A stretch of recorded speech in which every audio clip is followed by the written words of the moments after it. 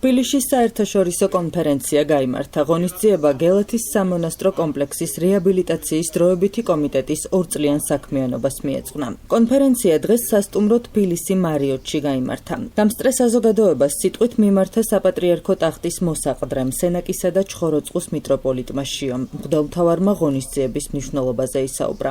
აღსანიშნავია, რომ გელათის რეაბილიტაციის დროებითი კომიტეტის თავმჯდომარე არის მეუფე შიო. შეხვედრაზე სიტყვით გამოვიდა კულტურის მინისტრი თინათინ რუხაძე. ღონისძიების ფარგლებში მოხსენებით გამოვიდნენ გელათის რეაბილიტაციის დროებითი კომიტეტის თავმჯდომარის მოადგილე არქიმანდრიტი კირიონ ონიანი, გელათის რეაბილიტაციის დროებითი კომიტეტის ეროვნული სამეცნიერო საბჭოს მდივანი, ეროვნული მუზეუმის გენერალური დირექტორი დავით ლორთქიფანიძე, პროფესორები გერჰარდ ვოლფი, სტივენ კელი, ფრანჩესკა პიკე, ლორი ვონგი, სტეფან სიმონი, ხელოვნებათმცოდნე ზაზა სხირტლაძე, ხელოვნებათმცოდნეობის დოქტორი ეკატერინე გედევანიშვილი, საქართველოს ეროვნული მუზეუმის რესტავრაციის და კონსერვაციის სამეცნიერო-კვლევითი ინსტიტუტის ხელმძღვანელი ნინო კალანდაძე, მხატვრობის კონსერვაციის პროგრამის ხელმძღვანელი სტივენ რიკერბი, რომის არქეოლოგიური კონსერვაციის ცენტრის დირექტორი, გელათის მოზაიკის კომპოზიციის კონსერვაციის ხელმძღვანელი რობერტო ნარდი, გელათის გენერალური გეგმის განახლების ფარგლებში მოწვეული ექსპერტი ლუიზა დე მარკოსი და პროგრამის აღმასრულებელი ხელმძღვანელი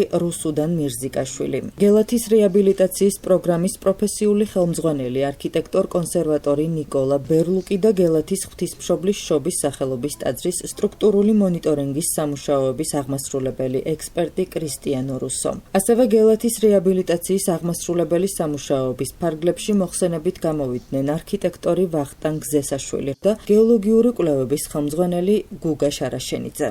ღონისძიების მონაწილეებმა ისაუბრეს გელათის სამონასტრო კომპლექსში ჩატარებულ და მიმდინარე სამუშაოებზე და სამომავლო გეგმებზე. გელათის რეაბილიტაციის დროებითი კომიტეტის მიერ განხორციელებული სამუშაოების მიმოხილვა, გელათის მონასტრის მსოფლიო მემკვიდრეობის ძეგლის განახლებული მართვის გეგმის პროექტი, ღვთისმშობლის შობის სახელობის ტაძრის დროებითი ერთიანი გადახურვა და ხარაჩოს მოწყობის საკითხები და კათედრალის სტრუქტურული კვლევა და მონიტორინგი, გელათის სამონასტრო კომპლექსის არქიტექტურის კონსერვაციის საკითხები, გელათის ტერიტორიის გეოლოგიური ფუნდამენტალური კვლევები. ეს იმ თემების არასრული ჩამონათვალია, რომლებზეც კონფერენციის მონაწილეებმა მოხსენებები წარმოადგინეს. პატივცემულო ქალბატონო კულტურის მინისტრო, ოლად სამღვდელონო მღვდელმთავარნო, ძვირფასო ქალბატონებო და ბატონებო, მამებო, გულითადათ მოგესალმებით ყველას და სრულიად საქართველოს კათოლიკოს პატრიარქ ილია მეორის სახელით მადლობას მოგახსენებთ მობრძანებისთვის. მინდა შეგახსენოთ, რომ წელს აღინიშნა წმინდა მეფე დავით აღმაშენებლის გარდაცვალებიდან 900 წლის თავი. მოგეხსენებათ, რა დიდ მნიშვნელობას ანიჭებდა წმინდა მეფე ეკლესიის და სახელმწიფოს ერთობას ქვეყნის აღშენების საქმეში. ამიტომ მის მიერ აგებული გელათის მონასტერი ეს არის სიმბოლო ქრისტიანულ ღირებულებებზე დაფუძნებული სახელმწიფოსი. ეს ძეგლი, ეს კომპლექსი გვაერთიანებს ყველას, ეკლესიასაც, სახელმწიფოსაც. ამიტომ გვმართებს ვიზრუნოთ განსაკუთრებით და მოუფრთხილდეთ აი ამ დიდ მემკვიდრეობას, რომელიც წმინდა მეფემ ჩვენ დაგვიტოვა. დღევანდელი ჩვენი კონფერენციის მიზანი გახლავთ ის, რომ საქართველოს საპატრიარქომ, რომელმაც აიღო პასუხისმგებლობა გელათის სამონასტრო კომპლექსის რეაბილიტაციაზე,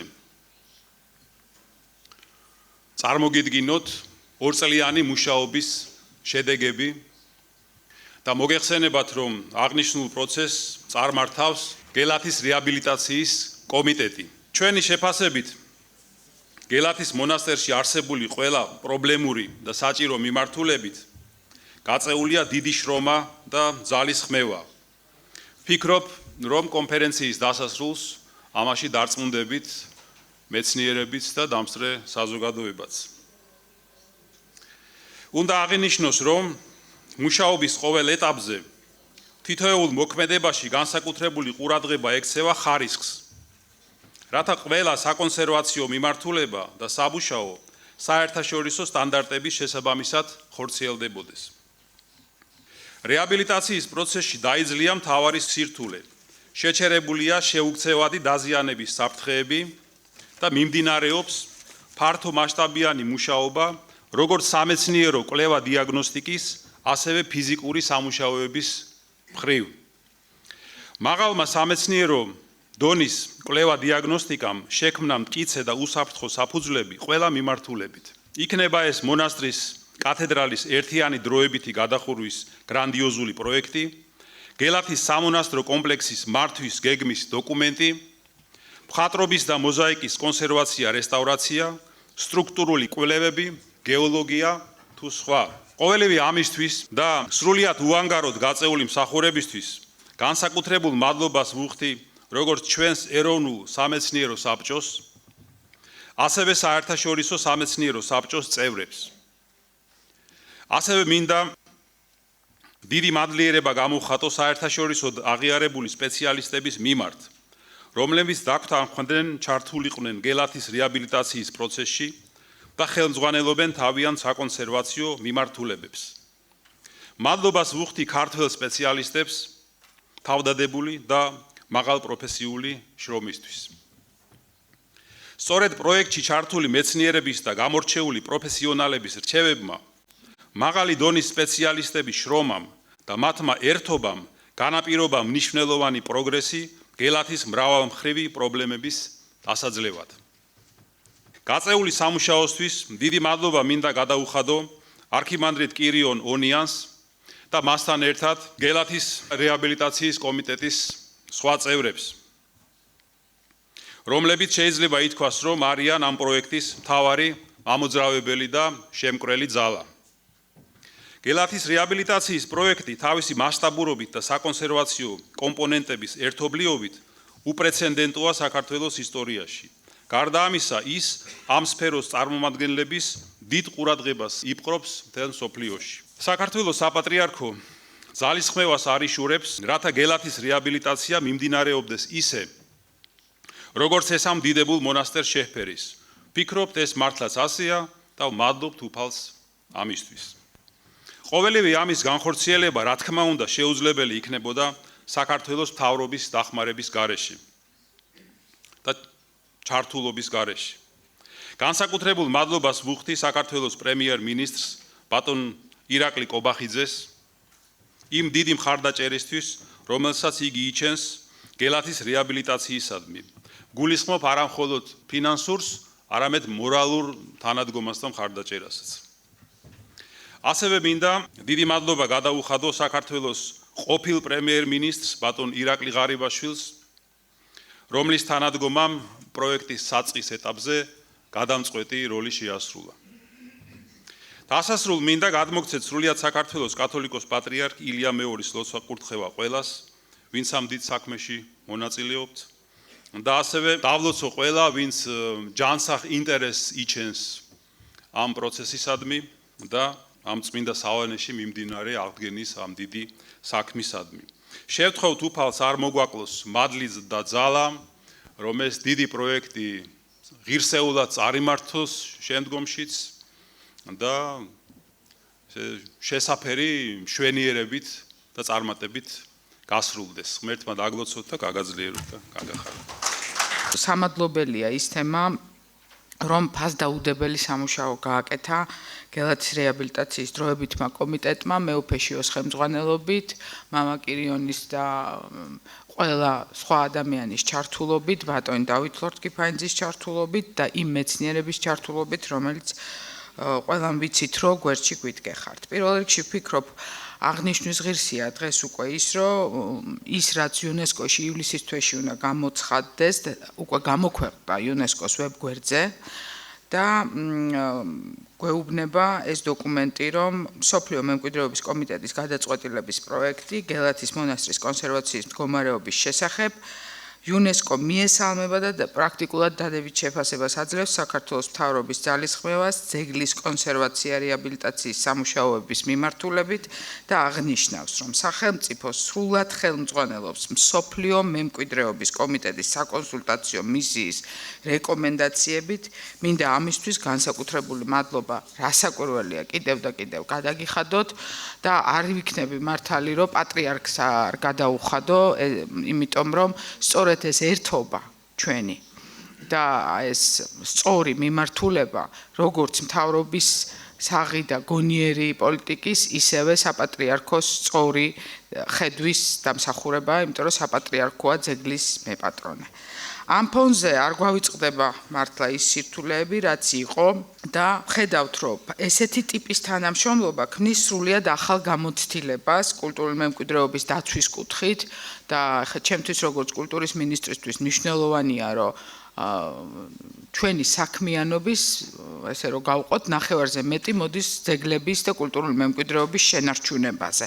იმიტომ რომ ეს არის ჩვენი იდენტობის, ჩვენი კულტურის გამსაზღვრელი და ამის გარეშე ერთ-ერთი ქვეყანა, მით უმეტეს ჩვენნაირი პატარა ქვეყანა, ამდენი გამოწვევით ნამდვილად ვერ გადავრჩებოდით. კულტურის სამინისტროში არსებული ძეგლთა დაცვის, ანუ კულტურული მემკვიდრეობის დაცვის სააგენტოს ჩართულობაც უკვე გავზარდეთ გელათთან მიმართებაში და ზოგადად ძეგლებთან მიდგომის მიმართებაში და სწორედ ეს მოდელი, მამა კირიონ, თუ დამეთანხმებით, იქნება ერთ-ერთი ამოსავალი მოდელი იმ ახალ პრაქტიკებში, რაც გვინდა რომ დავგეგმოთ, რომ სამეცნიერო საზოგადოება, ეკლესია და სახელმწიფო და ყველა დაინტერესებული, კეთილგანწყობილად ქვეყნის ინტერესებით დაინტერესებული ადამიანი ღიად ვიქნებით ყოველთვის ერთმანეთის მხარდამხარ და კი არ ვიქნებით დაპირისპირებული და საქმეს არ დავაზიანებთ, არამედ პირდაპირ ვთქვათ, საქმეზე ორიენტაციით მოვიქცევით.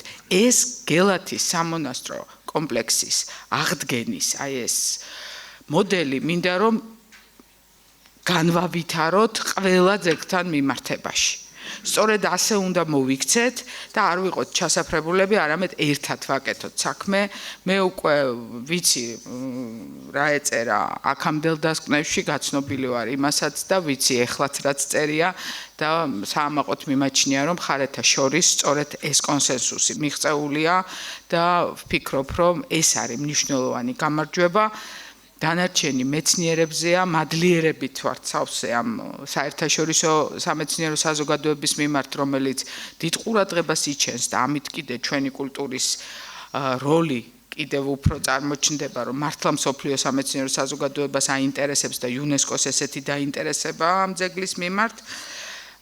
იმედს გამოვთქვავ, რომ სამომავლოდ ყველა ის ეტაპი, რომელსაც დაგეგმავს კომიტეტი, ჩვენ სრულად მხარდაჭერილი იქნება საქართველოს მთავრობის მხრიდან, ჩემგან როგორც კულტურის მინისტრის მხრიდან, ძეგლთა დაცვის, ანუ სააგენტოს მხრიდან მემკვიდრეობის და შესაბამისად ძალიან მალე ვიცი რომ ესე არ გამოვა, მაგრამ ადამიანები იმედით ვართ და ძალიან მალე ვიმედოვნებ, რომ ჩვენ ყველანი ერთად ბედნიერები ნახავთ აღდგენილ გელათს, რაც იქნება საქართველოს კულტურული მემკვიდრეობის კუთხით ის ახალი სიტყვა, რაც გვინდა რომ მსოფლიოს ვუთხრათ, რომ ჩვენ უდიდესი მემკვიდრეობით მოვდივართ, ჩვენ უძველესი ევროპული კულტურა ვართ, ქრისტიანობაზე დაფუძნებული. თუ ვილაპარაკებთ ამ 2 წლის მანძილზე, ალბათ გვექნება საშუალება ძალიან ბევრ დეტალებზე ვისაუბროთ, მაგრამ მე გამოვყოფდი ყველაზე მთავარ მომენტებს.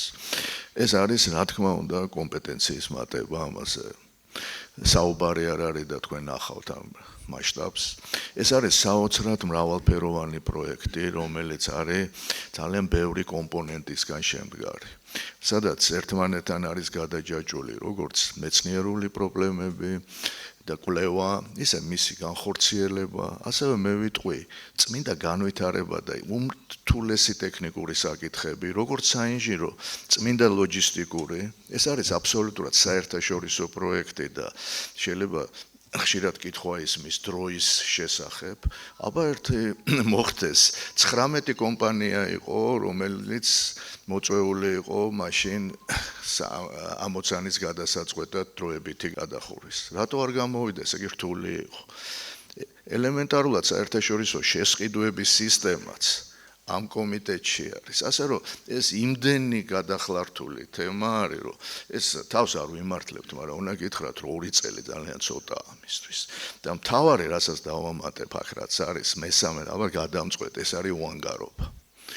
2 წლის წინ კითხვა ისმოდა, რომ იქნება თუ არა ეს საერთაშორისო კომიტეტი, რომელიც აბსოლუტურად უსასყიდლოდ იღებს მონაწილეობას ამაში. მეცნიერებას წარმოადგენენ მეცნიერებათა აკადემიას და უნდა გითხრათ, რომ მეცნიერებათა აკადემიას, აი ბატონ როინი აქ ბრძანდება, ყოველთვის ჰქონდა ეს ტრადიცია ინტეგრირებული ინტერდისციპლინარული კვლევის. ასე რომ ჩვენ ცარიელი ადგილიდან არ ვიწყებთ. და ეს ძალიან პრინციპულია, რომ ჩვენ ვიცოდეთ მეცნიერების ისტორია და დღეს მიუხედავად იმისა, რომ ჩვენ ძალიან ბევრი საერთაშორისო კოლეგები გვყავს, აბსოლუტურად ახალ ტექნოლოგიას ვიყენებთ. ჩვენ გვაქვს ტრადიციები და ჩვენ უნდა ვიცოდეთ, რომ ეს ტრადიციები არის გასაგრძელებელი. და ის, როცა ლაპარაკობთ მრავალფეროვნებას, ეს არის პროექტი, რომელშიც ერთის მხრივ არიან მართლა უმაღლესი რანგის მეცნიერები, მე გადამეტების გარეშე საბჭოს წევრები გამოვლენ და თქვენ თვითონ დაინახა. მაგრამ ამავდროულად არიან ახალგაზრდები, როგორც ქართველი, ისე უცხოელი. ასე რომ ერთად არის უმაღლესი რანგის მეცნიერი და 18 წლის ქუთაისელი არქეოლოგიის სტუდენტი. ეს არის ის ძალა, რომელიც მე დარწმუნებული ვარ, ჩვენ მოგვიტანს იმ შედეგებს, რომ ხვალ ერთ კითხვა აღარ გვექნება, რომ როგორ შეიძლება ეროვნულ მემკვიდრეობის მიმართ იყოს, არ მინდა ისე ვთქვა, მაგრამ გულგრილი დამოკიდებულება ან არა პროფესიული. ასე რომ მე მართალი გითხრათ, რომ ალბათ ჩემ ცხოვრებაში გადამეტების გარეშე ეს ყველაზე მნიშვნელოვანი საქმეა, რაის მონაწილეობა მე მიღია და მინდა დიდი მადლობა გითხრათ ყველას ამ პატივისთვის. კონფერენციის დასასრულს დასკვნითი სიტყვა წარმოთქვა საპატრიარქო ტახტის მოსაყდრემ სენაკისა და ჩხოროწყუს მიტროპოლიტმა შიომ. გამოხატავ ჩემ სიხარულს, მადლიერებას კიდევ ერთხელ. ძალიან შთამბეჭდავი გამოსვლები მოვისმინეთ ყველამ და შეიძლება ითქვას, რომ გამოჩნდა არა მხოლოდ დიდი ცოდნა და პროფესიონალიზმი, როგორც ჩვენი უცხოელი სტუმრების და მრჩევლების, ასევე ჩვენი ქართველი მეცნიერების. ეს უდავოდ ასეა. ჩვენ ვიცით, რომ ეს სახელმოხვეჭილი და დიდებული მეცნიერები ბრძანდებიან. მაგრამ ჩვენ განსაკუთრებით გვახარებს, რომ გამოჩნდა მათი საოცრად სათუთი, გულითადი და მოსიყვარულე დამოკიდებულება საქმისადმი და კერძოდ გელათის მონასტრისადმი, რეაბილიტაციის პროცესისადმი. აი თქვენ ძვირფასო მეცნიერებო გამომსვლელებო, დღეს ჩვენ გვიჩვენეთ მაგალითი იმისა, როგორი უნდა იყოს დიდი მეცნიერი, დიდი პროფესიონალი და ეს ცოდნა შერწყმული დიდ სიყვარულთან საქმისადმი. ეს არის დიდი მაგალითი ჩვენთვის ყველასთვის, განსაკუთრებით ახალგაზრდებისთვის. და აქ ეხლა ბატონმა დავითმა ბრძანა კრიზისზე და ეხლა თქვენი პათოსი მინდა გავაგრძელო. მართლაც ასეა და კრიზისიდან გამოსვლის დიდი მაგალითი უკვე ჩნდება და ჩანს. მაგრამ ასევე აქ არაერთხელ გაჟღერდა პაციენტის და მკურნალის მაგალითი, როგორც აი გელათის ძეგლისა, საერთოდ დაზიანებული ძეგლის ესეთი მეტაფორა, როგორც პაციენტის. და დღევანდელმა დღემ მე დავიწყე დღეს ჩემი გამოსვლა, თქვი რომ აუცილებლად დავწმუნდებით რა დიდი შრომა ჩაიდო და რამდენი რამ გაკეთა ამ 2 წელიწადში. მე მგონი სავსებით დავწმუნდით ჩვენ ყველანი ამაში. და დღევანდელმა დღემ გამოაჩინა რომ ეს ჩვენი პაციენტი, რომელზეც ითქვა და რა თქმა უნდა ყველა პაციენტი ექიმისთვის ძვირფასია, მაგრამ არის ხოლმე ისეთი პაციენტი, ან შენი ოჯახის წევრი, ან შენი შვილი, რომელზეც განსაკუთრებით გული შეგტკივა. აი მე დავინახე ეს ყველა ჩვენგანში აი ეს დამოკიდებულება. და დღეს შეიძლება ჩვენ ვთქვათ, რომ ეს პაციენტი ჩვენთვის ყველაზე სანუკვარი და საყვარელი და ძვირფასი არის საიმედო ექიმების ხელში. და ჩვენ თუ გავაგრძელებთ ასეთი გონიერებით, ასეთი რუდუნებით და ასეთი სიყვარულით აი ამ პროცესს, ღმერთს ეს უხარია და აუცილებლად შეგვეწევა. და ეს ამაში მე ვარ დარწმუნებული, რომ ღვთისმშობელი შეგვეწევა, დავით აღმაშენებელი შეგვეწევა და ჩვენ მოვესწრებით შესანიშნავად წარმატებით დასრულებას ამ საქმისა, ჩვენი მეგობრობის კიდევ უფრო გამტკიცებას და კიდევ მრავალ სიკეთეს საქართველოსთვის და ქართული ჩვენი ამ საოცარი დიდი ისტორიული მემკვიდრეობისთვის. ღმერთმა დაგლოცოთ, გაგახაროთ და გაგაძლიეროთ. კონფერენციის დასრულების შემდეგ გაკეთდა კომენტარები. ძალიან შთამბეჭდავი გამოსვლები მოვისმინეთ. ძალიან მნიშვნელოვანია, რომ სერიოზული კვლევები მიმდინარეობს ყველა მიმართულებით, რაც ძეგლის რეაბილიტაცია სჭირდება და ამას ახორციელებს უმაღლესი რანგის სპეციალისტები. და ეს რა თქმა უნდა ძალიან დიდ იმედს იძლევა, რომ ძეგლის რეაბილიტაცია ძალიან ღირსეულად და წარმატებით წარიმართება. და ასევე ძალიან მნიშვნელოვანია, რომ ეს ძალიან ცნობილი და დიდი სპეციალისტები რთავენ ახალგაზრდებს ამ პროცესში, როგორც ქართველებს, ასევე უცხოელებსაც, ასწავლიან მათ, გადასცემენ აი ამ დიდ გამოცდილებას. ამას აკეთებენ მთელი გულით, ძალიან დიდი ენთუზიაზმით. და აი მრავალმხრივ ესეთი იმედებია, რომ შემდგომი თაობაც გაიზრდება, რომელიც ჩვენ ძეგლებს მოემსახურება და ესეთი შესანიშნავი განწყობა არის და ყველას გილოცავთ და მერთმა ინებოს, რომ წარმატებით წარიმართოს და დასრულდეს ეს შესანიშნავი პროექტი. როგორც ხელოვნებაცოდნეებმა აღნიშნეს, გამომდინარე იმ პრობლემებიდან, რომელიც დაკავშირებულია კონსერვაციის და რესტავრაციის საქმეებთან, საჭირო გახდა მსოფლიოში ცნობილი მეცნიერების და აი ამ საქმის სპეციალისტების მოწვევა და ძალიან მნიშვნელოვანია, რომ მოხერხდა ამის გაკეთება, შეიქმნა მრჩეველთა საერთაშორისო საბჭო, რომელიც ფაქტიურად აერთიანებს ამ დარგის მსოფლიოში ყველაზე ცნობილ სპეციალისტებს და საინტერესო ის არის, რომ როგორ მოახერხეს მათ ამაში მონაწილეობა, იმიტომ რომ ეს ყველა ძალიან დაკავებული ხალხია და აი სწორედ მათი გადაწყვეტილება, რომ მიეღოთ მონაწილეობა, განაპირობა იმან, რომ როდესაც მათ ნახეს ეს ძეგლი და მისი ისტორია, მისი აი ეს მხატვრული ღირებულება, მათ თქვეს, რომ ეს არის ერთ-ერთი მსოფლიოს ესეთი გამორჩეული საგანძური და რომ ასაკვირველია ამას სჭირდება მაქსიმალური თანადგომა და ფაქტიურად აი თვითონ ძეგლმა თავისი ისტორიით, თავისი ღირებულებით, სულიერი და მხატვრული ღირებულებით განაპირობა, რომ ეს ძალიან დიდი ჯგუფი ყველაზე მაღალი დონის სპეციალისტებისა და მეცნიერებისა გაერთიანდნენ საერთაშორისო სხვადასხვა ქვეყნიდან და პრაქტიკულად ასეთი გაერთიანება მეტნაკლებად საზღვარგარეთ სხვადასხვა ძეგლებზე მომხდარა, მაგრამ ასეთი მასშტაბური პირველად მოხდა და ეს რასაკვირველია საქართველოსთვის არის ძალიან მნიშვნელოვანი. ეს ქმნის უკვე რაღაც სკოლის უყრის საფუძველს, იმიტომ რომ აქ უამრავი ქართველი სპეციალისტი მონაწილეობს, ახალგაზრდები მონაწილეობენ და ის რაც ამ 2 წლის განმავლობაში გაკეთდა, მთავარი მიზანი რაც არის, რომ კონსერვაცია, რასაკვირველია, რეაბილიტაცია, რესტავრაცია მოხდეს, ეს მიმდინარეობს, მაგრამ ამავე დროს საერთაშორისო ავტორიტეტი იზრდება, ქართული კულტურული მემკვიდრეობის შესახებ ცოდნა იზრდება მსოფლიოში და მსოფლიო ხედავს, რომ საქართველოსში შესაძლებელია აი ასეთი მასშტაბური საერთაშორისო პროექტების განხორციელება და რომ ქართველი მეცნიერები ამისთვის მზად არიან და ჩართული არიან. კიდევ ერთ რამეს ვიტყოდი, რომ ჩვენ წელს დავით აღმაშენებლის 900 წელი შესრულდა და ძალიან მნიშვნელოვანია, რომ აი სწორედ დავითის მიერ დაარსებული გელათის განახლება მიდის და ერთის მხრივ ეს კიდევ არის რაღაცა მინიშნება შეიძლება თვითონ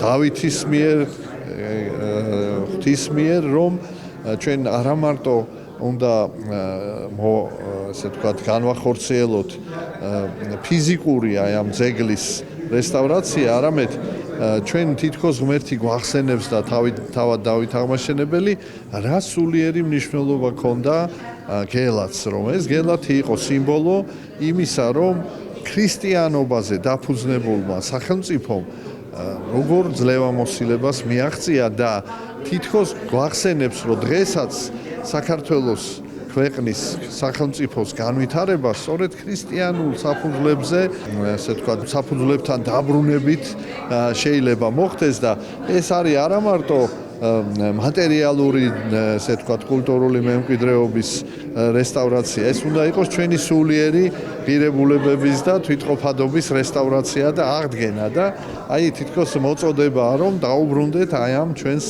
საფუძვლებს, რადგანაც გელათს ეწოდებოდა მეორე იერუსალიმი და სხვა ათინა. ეს არაფერს არ ნიშნავს გარდა იმისა, რომ ქვეყნის ძლევამოსილება უნდა ეფუძნებოდეს სულიერებისა და ინტელექტის კავშირს. მართლაც უდიდესი ეროვნული და სახელმწიფოებრივი საეკლესიო საქმე კეთდება გელათის უნიკალური ჩვენი სულიერი მემკვიდრეობის დიდებული ტაძრის დიდი არა მარტო ქართული მსოფლიო საგანძურის ასეთი სრულმასშტაბიანი რეაბილიტაცია ფაქტიურად საუკუნეებია შეიძლება ასე ითქვას აი ამ ნიშნულობის საერთაშორისო ნიშნულობის სრულმასშტაბიანი რესტავრაცია არ ჩატარებულა და ძალიან მოხარული ვართ რომ სწორედ უწმინდესისა და უნეტარესი სრულიად საქართველოს კათოლიკოს პატრიარქის ლოცვა-კურთხევით სახელმწიფოს ჩართულობითა და მსოფლიო დონის საერთაშორისო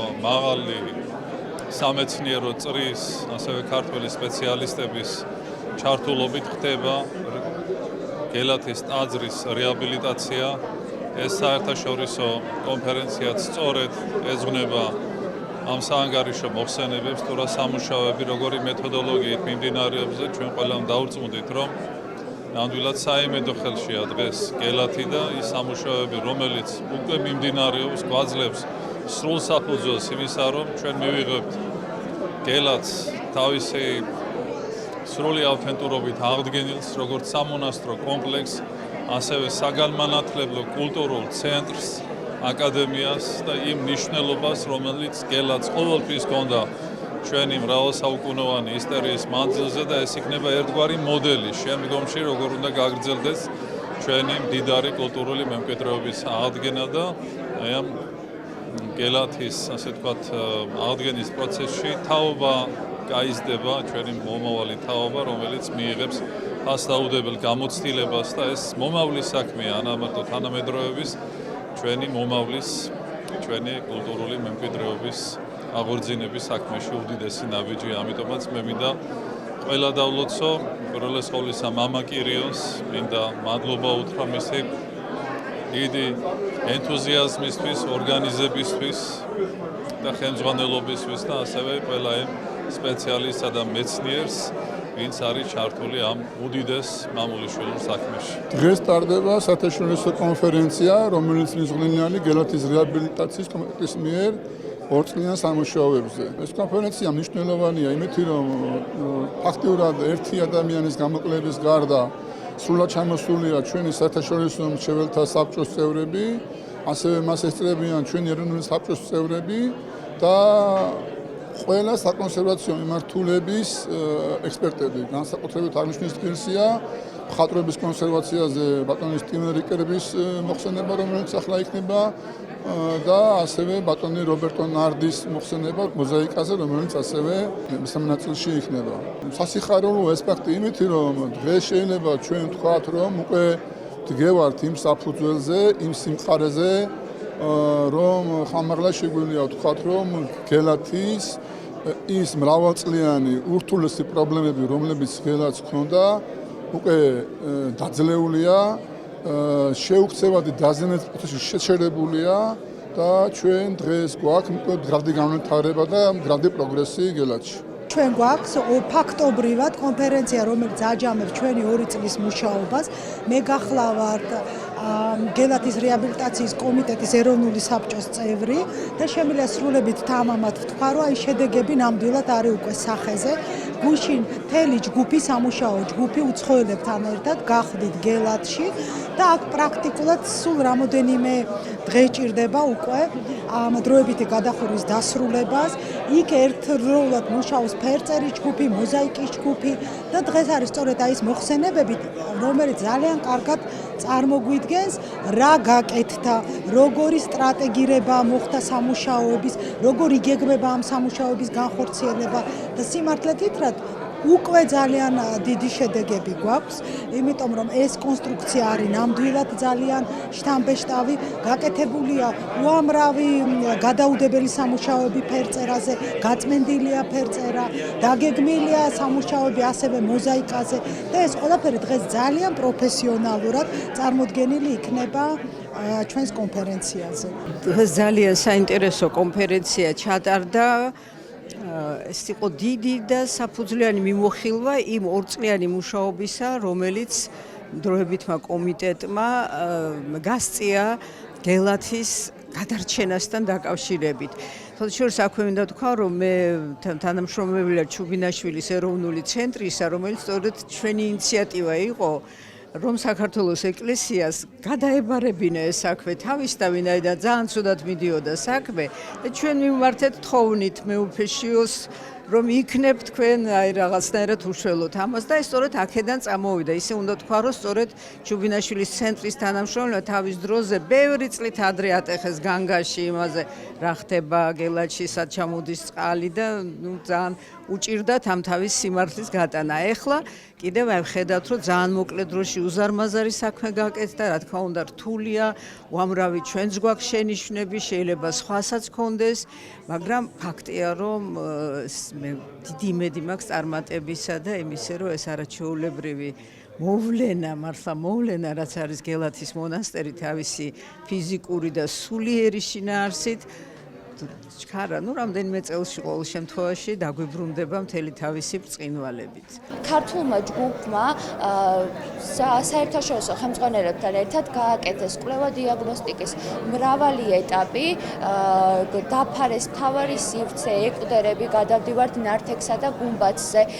კვლევების საფუძველზე ჩვენ შევქმნით საკონსერვაციო ჩარევების, ფიზიკური ჩარევების პროგრამა, რომელზე დაყნობითაც ჩვენ ვავითარებთ ჯერ ტესტებს ვაკეთებთ, შემდეგ უკვე გადაგვაქვს ეს ძეგლზე და ვაკეთებთ ფიზიკურ სამუშაოებს, გამაგრებით სამუშაოებს. მინდა გითხრათ, რომ საკმაოდ დიდი მასშტაბის სამუშაოები არის უკვე გაწეული ფიზიკური მიმართულებით და ეს პროცესი გრძელდება. გამოწვევები, რა თქმა უნდა, კვლავ გვაქვს, კვლევები პარალელურად კიდევ ხორციელდება მარილებისა და ბიოლოგიის მიმართულებით, ტექნოლოგიის მიმართულებით. ეს პროცესები არის ერთმანეთთან გადაბმული და ჩვენ პარალელურად ყველა ამ გამოწვევას ვძლევთ. I'm very optimistic about მოხარული ვარ, რომ უშუალოდ ადგილზე ვიხილეთ და გავეცანი არსებულ ვითარებას.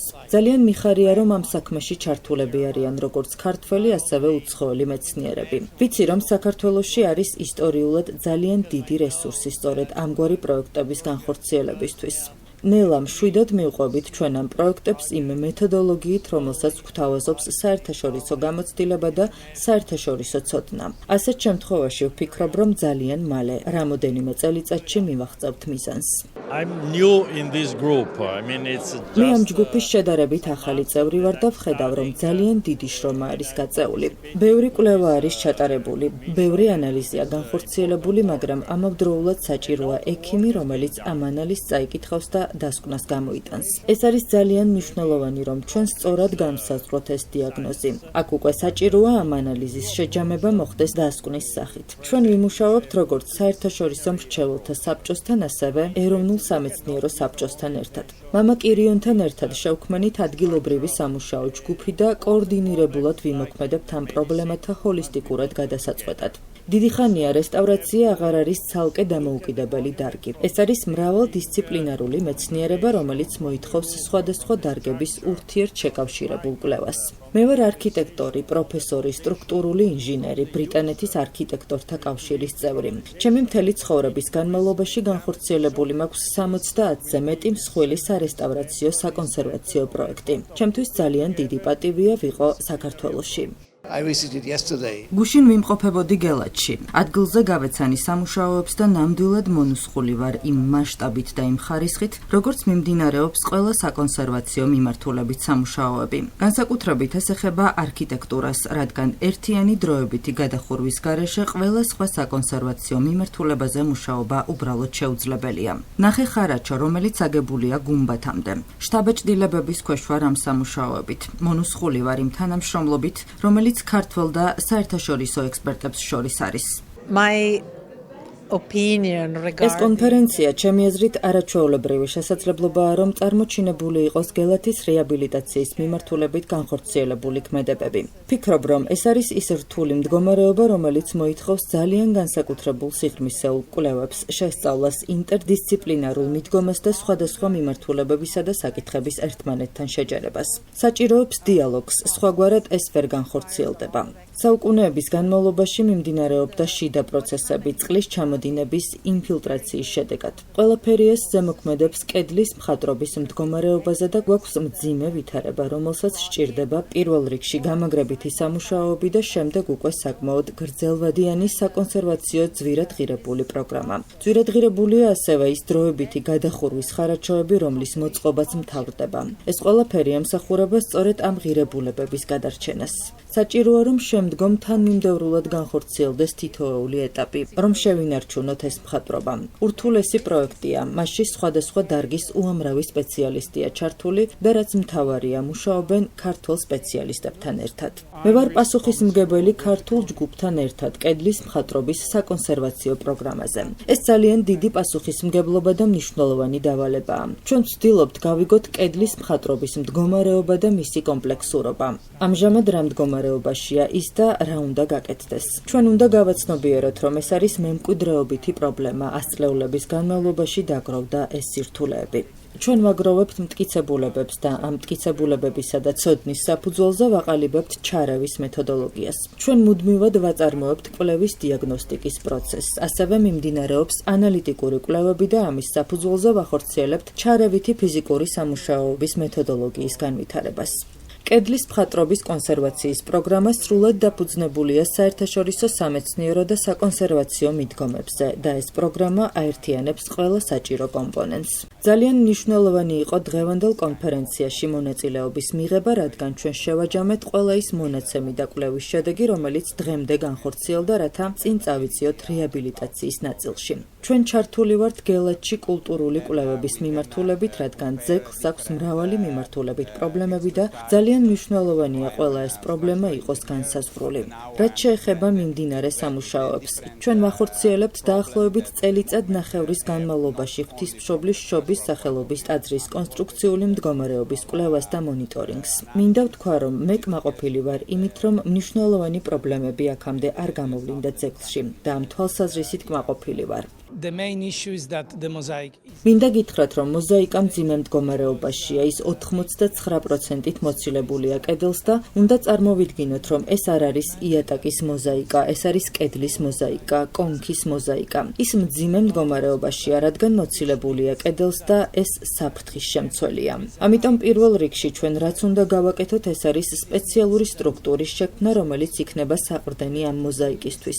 ამ საყრდენის შექმნის შემდეგ მივცემთ საშუალებას როგორც რესტავრატორებს, ინჟინრებს და არქიტექტორებს, ასევე მოზაიკის სპეციალისტებს, რომ განვახორციელოთ გეგმიური კონსერვაცია და გამაგრება. ჩვენ დაახლოებით 1 წელი გვქონდა იმისთვის, რომ შეგვემუშავებინა საპროექტო წინადადება ამ სტრუქტურის შექმნისთვის. ჩვენ შევიმუშავეთ მთელი მოზაიკური კომპოზიციის კონსერვაციის პროექტი.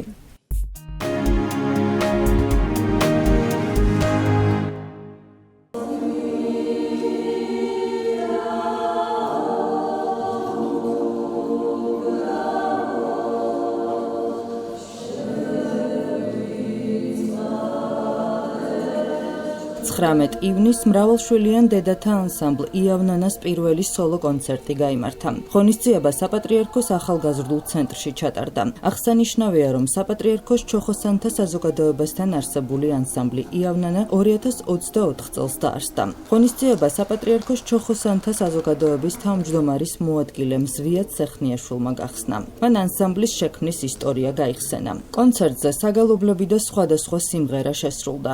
აღსანიშნავია, რომ ანსამბლი იავნანა 16 წევრისგან შედგება. ხელმძღვანელი გახლავთ თამაზ მამალაძე. კონცერტის დასასრულს მრავალშვილიანმა დედებმა შვილებთან ერთად იმღერეს.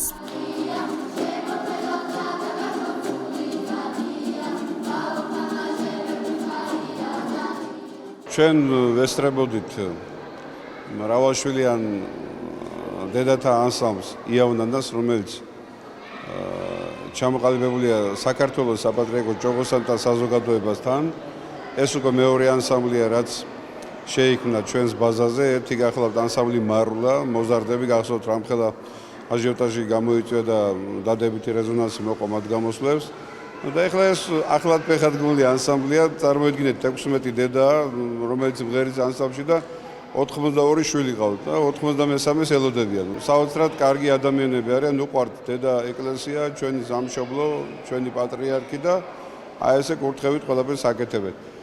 თამაზ მამალაძის ხელმძღვანელობით, რომელსაც მე ვთვლი, რომ დიდი მაესტროა, რომელმაც დიდი ხანია თავისი კვალი დატოვა ქართულ ფოლკლორში, აგერ ჩამოყალიბდა უკვე მეორე ანსამბლი და არაფრისგან შეიქმნა ფაქტობრივად და თქვენ თავად ნახეთ, როგორი გამოსვლა ჰქონდათ, როგორ კარგად შეასრულეს ყოველივე და ამას ძალიან დიდი მნიშვნელობა აქვს.